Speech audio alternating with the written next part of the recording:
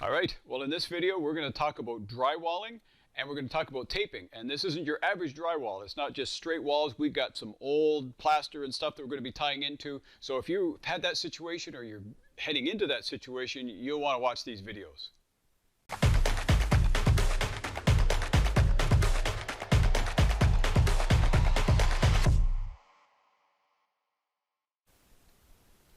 Well, all right. So we're ready to start packing things in. We've got everything all tucked, everything's all insulated, poly, we've got everything all up. Drywall just showed up. So now we're getting ready to do the boarding.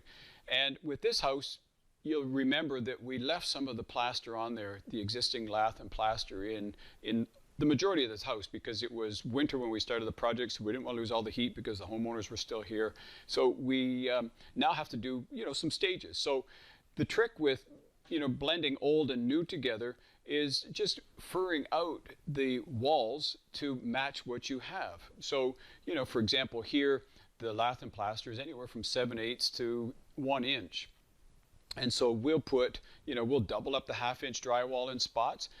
Other areas we'll just put some 1/4 inch strips. We'll put some 3/8 strips, whatever it takes to fur down that drywall to get it as level as possible, so that when we tape, we're not, having to deal with all kinds of, hills and valleys. Let's say we can just smooth things out, feather things out, and it'll blend in really nicely. So we've done this a lot. I mean, ideally it would be nice just to tear everything out and just go all brand new, but with the budget and the weather and everything that was playing, it was just made more sense to do it this way. It's a little bit more time to put everything back together, but it's going to look great in the end, and it's going to be seamless. So in these videos we're going to take you through the journey as we start to do the drywall.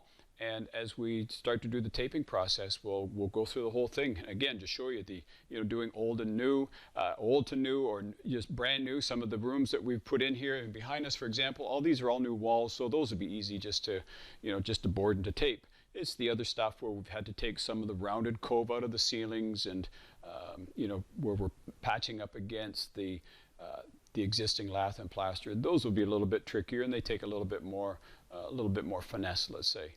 So we're ready to get started on it. I know my shoulders are just dying to get going on this thing, but I've made it a little bit easier on this one. We've got a drywall lift, and these things are just absolutely amazing. You can put a full sheet up to 16 feet, so it'll certainly help take the 8s, the 10s, the 12s, mostly 12s that we'll be using up in the ceiling.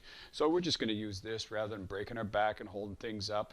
When you get a little older, you start working a little bit smarter. So these things are absolutely brilliant. If you've got the space and the ability to move these around in a floor, they certainly help, and especially if you've got vaulted ceilings or if you've got higher ceilings, it really comes in handy.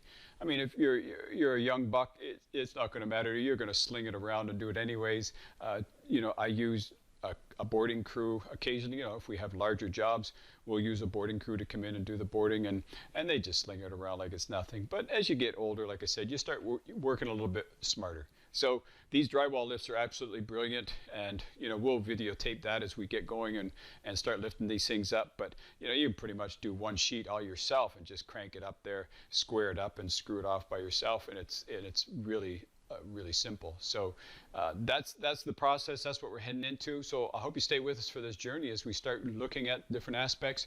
It'll come in handy if you're doing an older home and you need to tie in, figure out how to patch up that old drywall, match it into the new stuff. We'll go through all those different angles, all those different things as we go through this process. So I'm looking forward to getting this place closed in, because once it's closed in and taped, then we start painting, trimming, and finishing it off, and it's just going to be a brilliant space when we're done. So can't wait to get this board up and get going. All right, so we've been busy putting up the drywall. The lift just makes a huge difference, but we thought we'd stop and take a break. I mean, it actually makes it fun. You'll just crank it up, putting the sheets in place, not busting your neck trying to hold them up with your head. So this is working out really nicely. So I just thought we'd stop, take a little break, and just show you exactly what we've been doing here. So you remember that we had a lot of the old plaster and ceiling exposed right to the ceiling joists.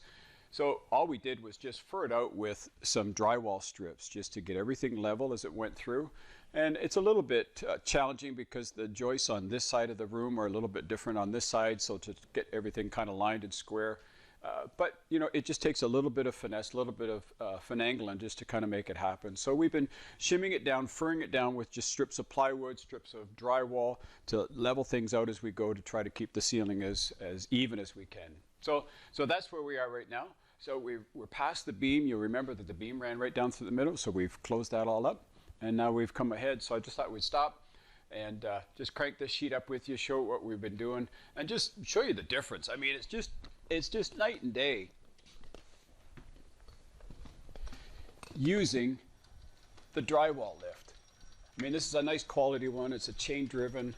I've used ones in the past that have a cable that cranks this up, and it always made me nervous. But this chain one is just really nice. You get the sheet up there, then you can just move it along, get it exactly where you want it.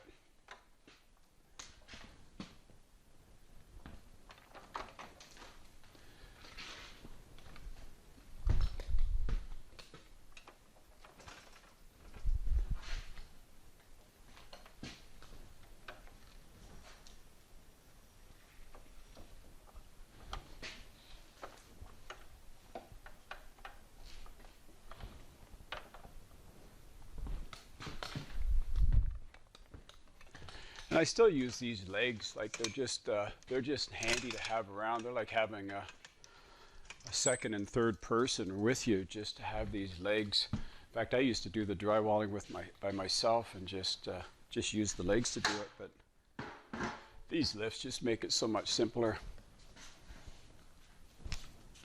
So we'll just line everything up, make sure everybody's nice and square there. Just give that another little crank. In fact, I'll just take this and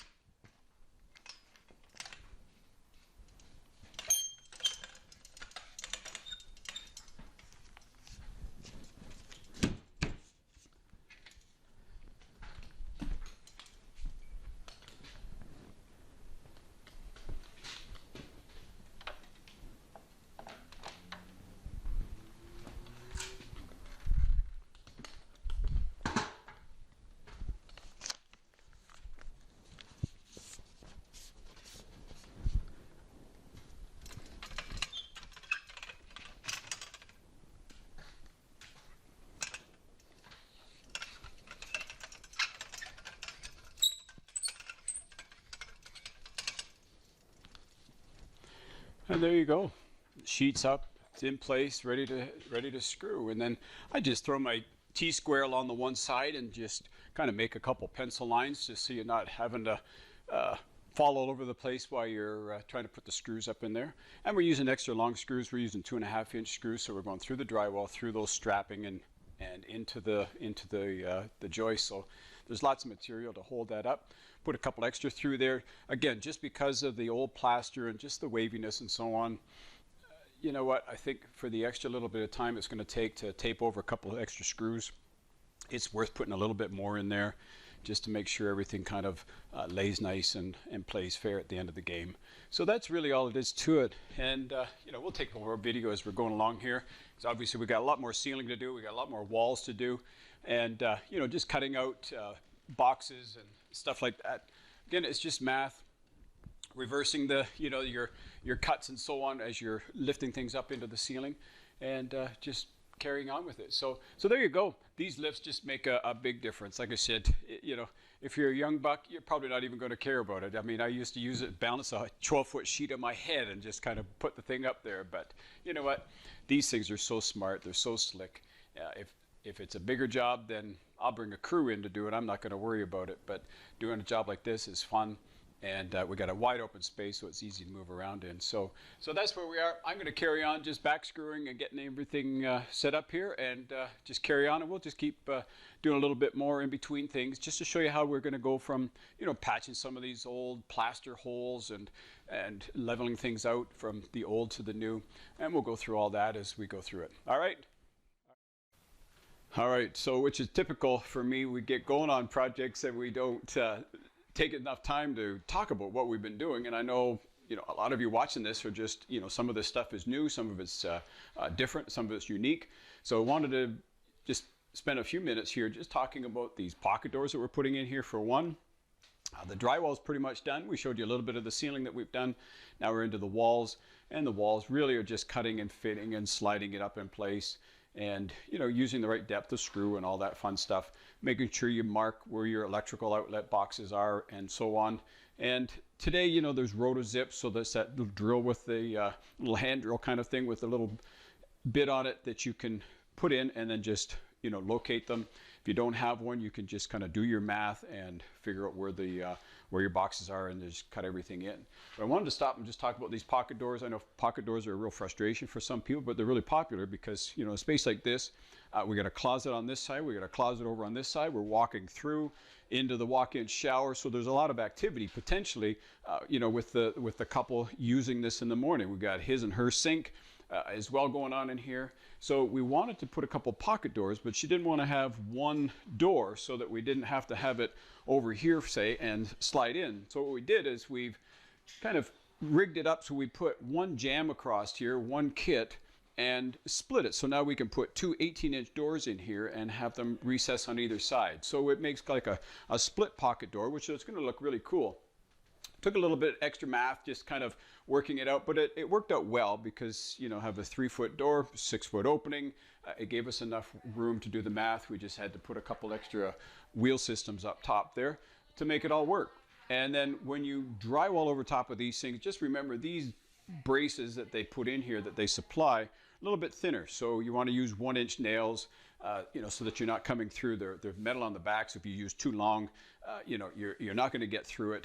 And then even when you're trimming it, remember when you do your trim not to use too long of pin nails or brad nails because it'll go through and then it'll affect the way the door slides, or you'll nail it into your door and scratch it and so on. So just be mindful of the fasteners that you use over top of this when you do it. But that's really all there is to that. It's just just doing a little bit of math, keeping things squared off, and putting that kit in there. So we've got that ready to go. Now we can drywall over top of this. And we'll just cut this doorway out and our closet will be finished. We'll have nice pocket doors. The pocket doors, because they split, again, we can just put one in here, put it in, adjust it, slide it over, and put the other guy in. So we got a little bit more room to play around with them as well. So it's going to work out really nicely. And then that's about it. It brings us up to speed to where we are with the drywall. So now we're ready to fill and do it.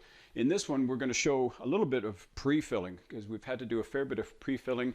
The old ceiling was, kind of wonky. So it's created a lot of unevenness. When we put some of the sheets up, we were able to scribe it a little bit to make them tight. Others, it just wasn't working out that well. And so, we got a little bit of pre-fill to do.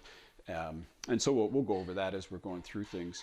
And then next we'll just jump into the shower. We'll show you the whole shower system that we're going to use. The product I like to use, and it worked out really well. I haven't had a problem with it in over 15, 20 years. So we'll show you the video on that as well. But that brings you up to date to where we are with the drywall. We're ready to start pre-filling and start taping things in and start to make this look like home.